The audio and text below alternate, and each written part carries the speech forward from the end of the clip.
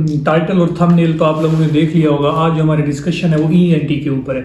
ENT कंपैरेटिबल अगर आई के या दूसरे सब्जेक्ट के देखा जाए तो बहुत इजी है और रिटेनेबल है। तो जैसा कि आप लोगों को पता है हमारी वीडियो 3 पोर्शन में डिवाइड की जाती है। आज इंशाल्लाह हम ईएनटी को क्रैक करेंगे और सब कुछ मैं आपको बताऊंगा, बुक्स कौन सी फॉलो करनी है, हमने कौन से मिस्टेक्स की थी और आखिर में एक वीडियो भी चलेगी। तो let's deep dive into the ENT subject. जैसे कि सेम डिवीजन है, 3 पोर्शन में ये वीडियो डिवाइड की गई है। सबसे पहले जो हमारे पास बच्चे आते हैं वो बच्चे होते हैं जो टॉप करना चाहते हैं, जो फर्स्ट डे से पढ़ते हैं, ठीक है।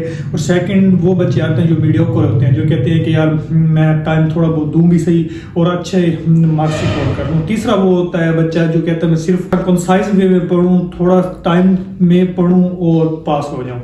तो ये 3 हिस्सों में ये हमने वीडियो डिवाइड किया। तो सबसे पहले हम बात करते हैं, मैंने कुछ पॉइंट्स लिखे भी हैं।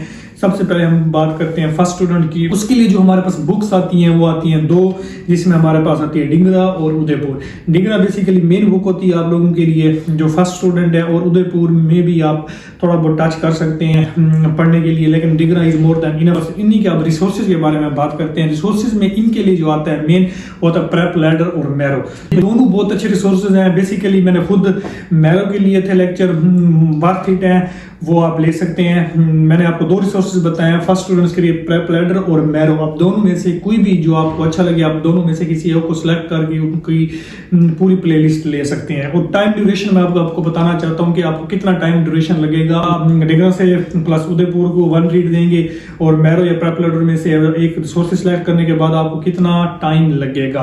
तो टाइम ड्यूरेशन जो मैंने इनके लिए लिखा है वो लिखा है ऑलमोस्ट 1 से 1.5 महीना इनफ है इन स्टूडेंट्स के लिए। और रिटेनेबल है, आपको इजीली आप रिटेन भी कर लेते हैं और आपके लिए ये मुश्किल नहीं होती। तो दूसरे स्टूडेंट्स जो आप होते हैं एवरेज स्टूडेंट्स, उनके लिए जो मैंने बुक्स लिखी हैं वो बेसिकली बुक इनके लिए भी डिग्री है, लेकिन इनके लिए जो रिसोर्सेज मैंने अब लिखे हैं, रिसोर्सेज में सेल्फलेस, ओस्मोसिस और लैक्टिक, इन तीनों में से जो आपको बेस्ट लगे आप वो ले सकते हैं।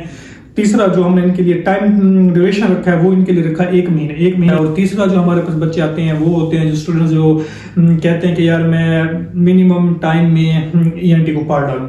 तो सबसे पहले अगर मैं इनका टाइम ड्यूरेशन जो मैंने लिखा है वो बताना चाहूँ तो 2 वीक्स में ये पढ़ सकते हैं। कैसे पढ़ सकते हैं? वो इस तरह से पढ़ सकते हैं, डिंगरा के सिलेक्टिव टॉपिक्स जो हैं, सिलेक्टिव चैप्टर्स, उनको वो उठाएं।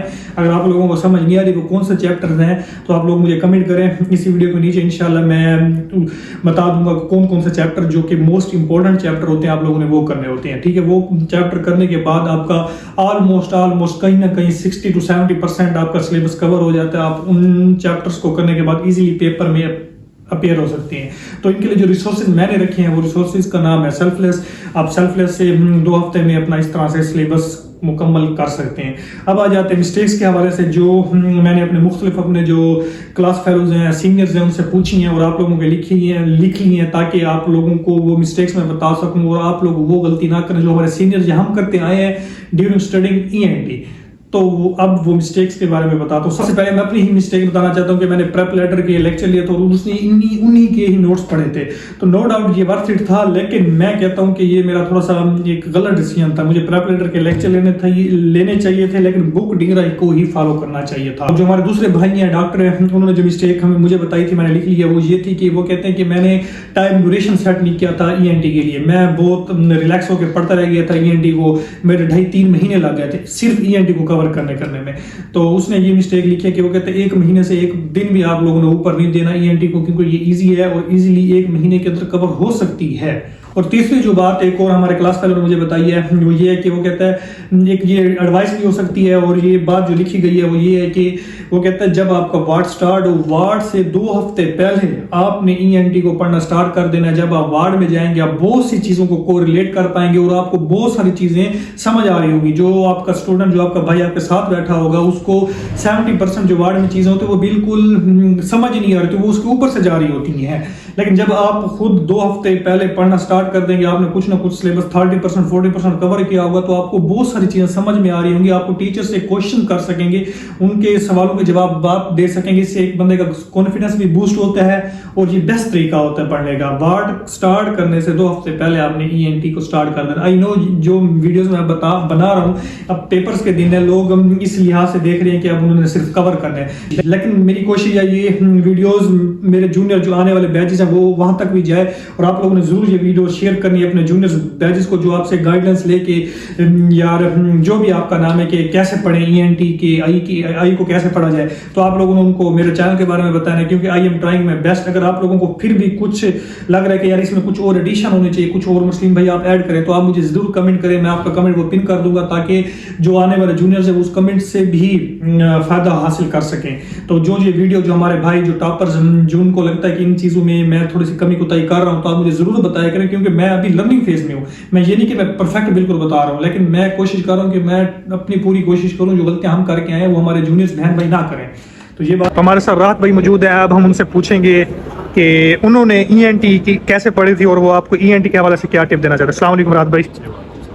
राहत भाई, ENT के हवाले से अगर आप कोई मशवरा देना चाहें, कोई एडवाइस या कोई ऐसी बात जो आप कहना चाहें जो ENT अभी लड़के शुरू कर रहे हैं।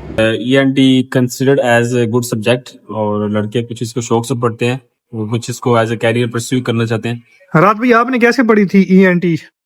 यार मैंने टेक्स्ट बुक जो डिग्रा उसको फॉलो किया था और सेल्फलेस के लेक्चर्स लिए थे, ENT के लिए थे, और नोज और थॉट मैंने भी 2 लेक्चर्स पढ़ा था ना, मतलब कि वो एक मुश्किल नहीं है, अंडरस्टैंडेबल है, तो लेक्चर से भी काम चल जाता है। तो आप क्या समझते हैं, तो पूरी ENT के लिए कितने दिन रिक्वायर्ड होते हैं? आपने कितने दिन लगाए थे? मेरे ख्याल से अगर 1 महीना भी हो जाए या 1 महीना 10 दिन तक भी एक अच्छी तरह पढ़ सकते हैं, कि आपको सिर्फ एंड पे आके एक रीड देनी पड़ेगी with lectures, with lectures selfless के। जी, तो ये तो फिर बहुत अच्छा हो जाएगा, आपको वो चीजें ना लॉन्ग टर्म मेमोरी में याद रहती हैं अगर आप लेक्चर्स लेके पढ़ते हैं। चलें ठीक है, थैंक यू सर। ओके।